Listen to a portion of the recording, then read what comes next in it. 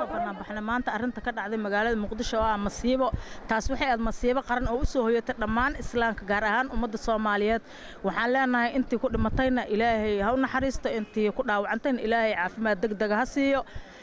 hadda kadibna Ilaahay ha naga haayo masiibada dhacday waa masiibo midaasaan dhihi karnaa dhalinyaro badan dad macnaha siyaasad shaqo ku leheen hooyooyin ilmo yar yar aad ugu xunnahay shacabka reehiran maahan xilliga oogleen waa xilliga وسلام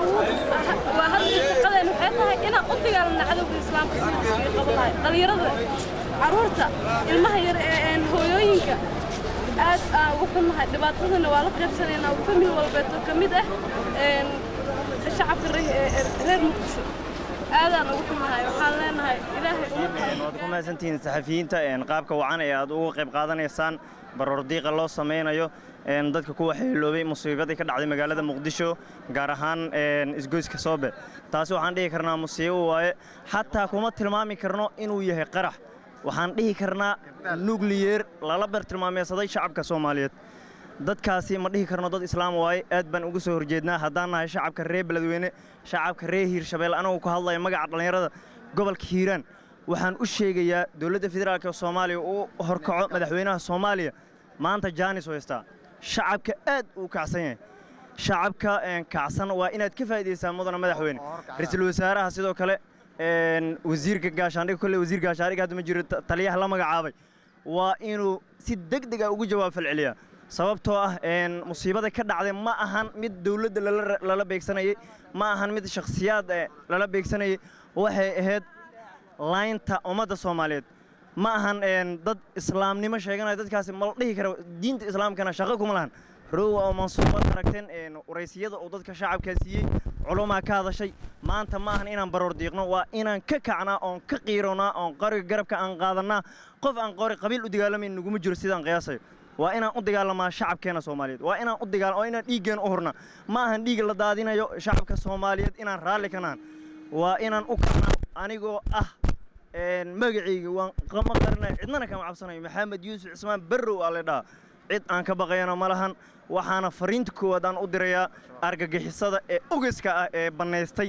shacabka Soomaaliyeed dhiigooda inay daadiyaan aan fariinta u dirayaa waxaan diyaar u ahay maanta laga bilaabo meel alaal meesha joogto goobta hadda aan ka hadlay taagnaw hadda doonto shaqo ugu jirto waxaan diyaar u ahay in meel alaal meeshan kugu arkaan kula dagaalamo nabad sugidda waxaan uga digayaa dadka ay qabanayaan ee argagixisada ah ee sii daynayaan inaysan deynin inaysan arxan u sameyn midna wallaahi cidna kama baqaayo maalin ayaan dhimanaya aniga maantana waxaan diyaar u ahay shacabka Soomaaliyeed inuu difaacay inaan u dhinto wabillahi tawfiiq dhalinyaro haleela garto Allahu akbar Allahu akbar Allahu akbar ta ku hoos gambaneysaan anaga waxaan dad muslimiin Allahu akbar manihin Allahu akbar hadaad boqol Allahu akbar aan dheena xabadana aad bilaab askari dawladda ayaa noqdo dawladana waxa ugu qasbay inaan noqdo nimankii sida ugeeto u kale masaakiintii ku qarxiyay Soobe saacadaan laga bilaaban al-shabaab ayaa la dagaalamayaa haddaan la joogo al-shabaab la tagay qoraya haddaan la joogo qaadanaya waan idin salaamaya walaal bismillaahir rahmaanir rahiim dhammaan ummadda Soomaaliyeed meel walba ay joogto waxaan salaamu alaykum warahmatullahi wabarakatuh waxaan u tacsiinayaa dhammaan ummadda Soomaaliyeed waxaan filayaa dhammaan ummadda Soomaaliyeed qof walba inuu qof ka geeriyooday qofkii geeriyooday oo Soomaaliya aanu iga geeriyooday waa aabahay oo kale hooyada geeriyooday waa hooyada oo kale wiilka geeriyooday waa walaalkii oo kale dhammaan ummadda Soomaaliyeed waxaan ugu tacsiinayaa intii dhimatayna waxaan u rajaynayaa inuu Ilaahay naxariista janno u ka waraabiyo waxaan rabaa inaan fariin yar aan u diro dhalinyarada Soomaaliyeed waxaan leeyahay ummadda la beegsanayo ma ahan wasiir lama rabo madaxweynena lama rabo mana la rabo askari lama rabo waxaan u sheegayaa ummadda Soomaaliyeed in la rabo tirtiritaanka magaca Soomaaliyeed in la tirtiro waxaan rajaynayaa haddii ay saan wax ku sii socdaan oo aanan iska qaban dadka nabadiidka ah oo magaceena iyo calankeena diidayo in la dhihi doono waddan Soomaaliya ilaha jiri oo sida Falastiin oo kale aan noqon doono waxaan uga digayaa dhammaan shacabka Soomaaliyeed cid la rabo oo adiga ahayn ma jirto adiga qof walba haddii aad tahay haddii aad ka cabsanaysid adiga ku taala waxaad ku xukuman tahay nolosha waxaad ku xukuman tahay dilaa ku xukuman tahay shabaab way ku raasanayaan meel walba aad joogto may waa qaldamay shabaab lama dhihi karo nimankaas waa ugus shabaab dhalinyaro la yiraahdo waa ugus waa ururka gumaadka ummadda Soomaaliyeed magaceena waxay rabaan inay tirtiraan magacii laga soo shaqeeyay oo intaas awooyaasheen u soo dhinteen dhiigeeda u soo daatay waxay rabaan inay waqtigan inay tirtiraan annagana waxaan rabnaa sidii awooyaasheen iyo waalidkeen iyo ummaddii Soomaaliyeed oo naga horreysay sharaf kaleed sidii ugu soo dagaalantay waxaan calankeena waddankeena waxaan ka soo dhacinay Talyaani iyo Ingiriis aan ka soo dhacinay ilmo xumo ay soo dirsadeen alqaacido carab xumo ay soo dirsatay annaga ma ahan inaan u joogsano calankeena u tirtirmo waddankeena waxaan rabnaa aan gaarsiino meel wanaagsan sidii aan ugu dhicinay gumaystii Talyaaniga Ingiriiska waxaan rabnaa inaan kuwan iska raacdayno waxaa loo baahan yahay dhalinyarada shacabka Soomaaliyeed inay taageeraan askarta iyo dawladda ay taageeraan waxaa tacsiin diraya dhammaan intuu ku dhimatay qaraxi Soomaaliya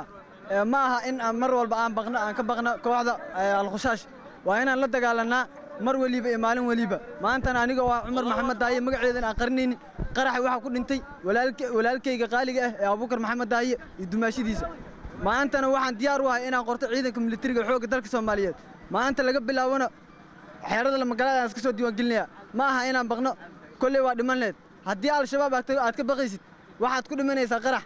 siimbiri waa in qabiil waa u dagaalantiin dhalinyarada waxaan igala rabaa inaad u dagaalantaan diinta tacaala wa barakatu dhammaan wax salaam ummadda Soomaaliyeed rab kasta iyo joogta gaar ahaan waxaan tacsi u diray ummadda Soomaaliyeed ee ku laday magaalada Muqdisho dadkaas ummadda islaamnikaas ilaa maantay oo dhaha islaamaan ahay ee ummadda Soomaaliyeed laayna ma raadinayo qof islaam ma doonayo inuu qof nool uu nabadgelshiyaan nool uu dadku laahaa muugi ma asaga kama ahan in asgariyan dilaa kama ahan berga laga bilaabaan berga kor waxaan ardayana iskuul dhigana laakiin maanta wax u diyaar garooba in qor iyo bosh qaato oo ciidanka xoogga dalka Soomaaliyeed ku biiro oo siin ula jihaada cadawgaas mujaahidiinka ummadda Soomaaliyeed baabina صغير يكبر من ريبة وحو ريبة يا ملا وعدو ومد الإسلام كله صدري أو يا النول دتك الله وأنا السلام ومد السلام والسلام ودي جارهان السلام مركورات ومد الصوماليات ملك استي جوكتو جارهان وحن التعسيدين يا ومد أي كجيريودين دتك اللي يقول لاي مقالة مقدشو مالك سبتك هاي وحن لاي هاي صبر الله نجود السيو كوا داوعانا إلهي عافمات السيو وحوليه إلهي وتعاونوا على البر والتقوى ولا تعاونوا على الإثم والعدوان وقال رسول الله صلى الله عليه وسلم ارحموا من في الأرض يرحمكم من في السماء ولا ليال ومداس ولا لهن كل أضي قرحة قاركود داوع أيهن هانتدو أي كوبر برتي وحا أمدا إسلام كأهدمان تود ملكستا الدنيا ذاك الجوغان لو قباهن يهي إن لو قرقارو waxa anaga naga quseeyo ummadaas inaan ma taqaanahay wax alla iyo wixii karaamkayna ah oo ama in dhaqaale ah ama af ah ama adin ah la garab istaagno ilaahay waa tuu leeyahay isku kaalmeeya hana isugu kaalmeynaha waxyaabaha dambiga ah wuxuu leeyahay nabigu calayhi salaatu wasalaam isugu naxariista arlada dhexdeeda samada ayaa lidinka naxariisanaya walaalayaal aan isku kaalmeyno dadka noocaas sameynaa dhibaatada ummadda ku haayana ummaddu ha ka midowdo ilaahayna ha naga qabto wabilaahi tawfiiq waxaan ka codsanayaa ummadda degan gobolka Hiiraan ama intii muslimiina inay ka qayb qaataan jihaadkooda kuwaan hadday naag tahay hadduu arday yahay hadduu nin waayeel yahay hadduu nin askari yahay ta kurtaan barashada biyeysanno la jihaadno awiya maan la jihaadno naagu soo sheegaan anigu casee soo sheego midda qaartiga soo sheegto dhammaan ilaahay aan ka baqnay iyaga laga baqan وإلهي أنا كبقني يقال كبقن وريجا آن لاينو وعوي مالين لاينو نجم ركسنا مكوي وقالوا ودن كحرمين بابيان وما تكلا دكتو أي رقم تاني دولا موجي ما دونان أنا وده كنا هذا ما جو هذا كل سنة واليالو والشعب كنا كل سنة والعلماء كل سنة إن ما أنت جهاد رم جهاد علمه ناس شقيان ناقول ناس شقيان قف كسر عساه شكت نايت وقارتك سو شكت كدمارك حافظك سو شك أنا قبل إنه لاين يقوميني وحنو قالوا واي قالوا ندري قالوا واي كي كده بيقال واي كي قاريق له قال واي حتى كي سد سرقال عيدان شغنا قال واي انا كلنيها waxaan xatin la ayaa ka dhacay magaalada Muqdisho caasimadda dalka Soomaaliya annagana waxaan u tacsiinina dadkii halkaas ku geeriyooday iyo kuwa dhaawaca inuu kuwa dhaawaca Ilaahay bogsiyo kuwa dhintayna way geeriyoodeen ba Ilaahay ha u naxariisto subhanahu wa ta'ala garab aan siino walaalayaal waxa loo baahan yahay in la isku dulqaato dadka dhaawaca aan garab weyn aan siino si aan ugu dulqaadaleynay haddaan nahay gobolka Hiiraan reer beledweyne meel kasta caalamka joogan dadka Soomaaliyeed degan waxaan leenahay sidoo kale ayagana inay garab istaagaan dadka Soomaaliyeed wax weyn nimanka arkaysiin shacabka meesha ku dhamaaday 400 oo shacab ayaa dhamaatay dablay kuma jiro wax kale kuma dhamaanin dadkii in dhaawacana waa maqlayseen 500 kursi dhaafaya marka waxaan leeyahay assalaamu calaykum waraxmatullahi wabarakaatu shanta xolo waxaa dadku jirta maanta kuwa dhinteen ee la soo duugay waxaa ka daran kuwa dhaawacaa ka daran hooyo ayaa maanta ilmaheeda oo qaar madax ay ka go'een hayso qaar gacmaha ay ka go'een qaar ay indhihii booreen qaar ay dhibaateeyeen gurigooda lama dhawin shanta xolo soomaaliya islaacama joogto soomaaliya waa sunni sababta shanta xolo u dhimatay wax hadda kadib aan u dulqaadanayna maaha walaalayaal haddaana reer helaan waxaan ka gaabinay gurmudka walaalaha reer muqdisho waa ka gaabinay maanta ku shan biri cid haldoona tuurta male cid dhiig shubta male cid u soo baxweyna male maamul maanta xataa maamulkeena wuu liitaa xataa maamulkeena wuu liitaa dukaamaka saaki waa la furan yahay qaaraa ganacsanaayo qaaraa iska baashaadayo anagana waa dhibtoonay meeshaan saddex ruuxaan ka bilawnay dadka way dhibsanayeen dadka qaar waxay leeyihiin dadkaan maxaa ka maqan maxayna madaaraadayeen wallaahi bilaahi tala shaba xaleeyo muslimiina oo dhimatay inaan ka gudanno oo dhiiga u daawino waa waajib walaalayaal haddii aan xora kaaga karin ugu yaraana waa inaan ka xumaanaa waayo ilaahi subxaana watacaala dhiig u daariyo wuxuu ka xun yahay kacbada lagu guriyo ilaahi baa idinku daariyo culamada reer beledweyne nin istaagi kara male nin walba wuxuu leeyahay anaga cabsanaya leeyahay wuxuu soo bataayo kan xashiiska cabo oo shaneemada ku jira ayaa ka qiim badan culamadiinka beledweyne wallaahi wabillahi watallaah cilmiga soo bartay waxa uu sheegaa ma jirto maanta durumaha dagaal baarka dilna kulli wala baxa dagaal la qaada kulli wala baxa haddii maanta loo dagaal aqoon wax dhadina nin walba waxa uu xiraa walaalayaal waxa barka fiidooga waa ka daawateen waxa muqdisho ka dhacay haddana dhalinyarada reer hilaal reer beledweyne waa inaan maanta u ducaynaa waa inaan laba ragcaad u tukanaa waa in qofkii isdaba wadi jiro oo saddex tuuro u tuurayo qofkii boqol door haysto kadib door ha tuuro qofkii laba boqol door haysto boqol door ha tuuro والمحاسن كشاك صدقنا حتى هدان الكذبين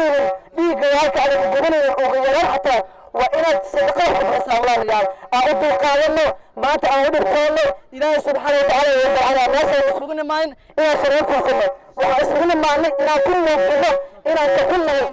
أنا مليين مقدشة كدعاء ودعوتنا دربي وباك ودجنا دربي وباك نول باك طور وصدق الله أكبر